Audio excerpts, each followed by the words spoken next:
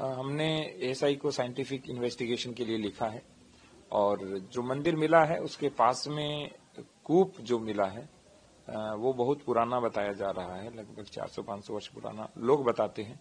उसमें जब खुदाई की जा रही थी तो कल लगभग 10 से 12 फीट खुदाई हुई।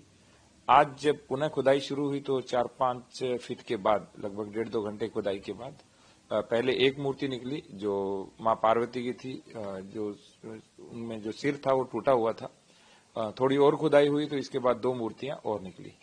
19 कूप, 36 पूर्वे या बस्ती, 52 सराय और 68 तीर्थ, ये संभल महात्म्य में लिखा हुआ है।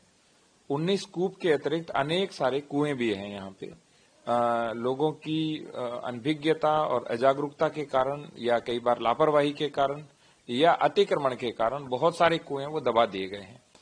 और मैंने पहले भी कहा था, मैं फिर उसी को इंसिस्ट करूंगा कि हम 100% वाटर बॉडीज को रिवाइव करेंगे और कैच द रेन अभियान जो माननीय प्रधानमंत्री महोदय का उससे सफल बनाएंगे। अभी एरिया प्रोटेक्ट किया है और खुदाई केवल थोड़ी सी देर के लिए रोकी थी क्योंकि भीड़ ज्यादा हो गई थी।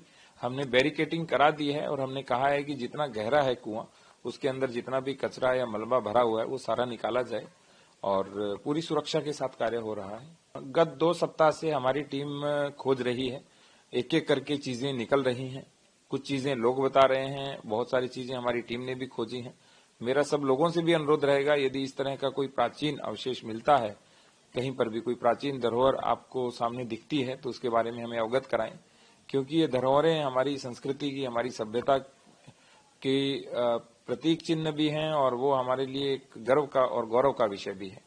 तो जो जो मिलेगा उसको हम अच्छे से संरक्षित कराएंगे ताकि भविष्य के लिए हम संजो सके। स्टैंडर्ड लाइन लॉस बिलो 10% होता है और हमारे यहाँ लाइन लॉस मोर देन 72% है और कुछ और दीपा सराय इत्यादि एरिया में मोर देन 80-85% हमारे यहाँ जो इलेक्ट्रिसिटी थेफ्ट है। तो हमारा प्रयास ये रहेगा कि जो स्टैंडर्ड है बिलो 10% लाइन लॉस उस तक लेके आया जाए। तो हम बिजली विभाग को जो जो सहयोग चाहिए, चाहे प्रशासन की ओर से, नगर पालिका की ओर से, पुलिस की ओर से, वो 100% उनको सहयोग दे रहे हैं। मैं बार बार आपको कह रहा हूं कि हमारे रेगुलेटेड एरिया का नियम है कि जो जो अवैध निर्माण करेगा उन सभी को नोटिस जारी होता है, प्रॉपर नोटिस जारी होते हैं। 3 नोटिस जारी करने के बाद या तो अर्थदंड भरा जाता है, अन्यथा उसे सील किया जाता है और फिर भी यदि कोई कुछ नहीं करता है तो फिर उसको ध्वस्तीकरण की कार्रवाई तक भी ले जाया जाता है।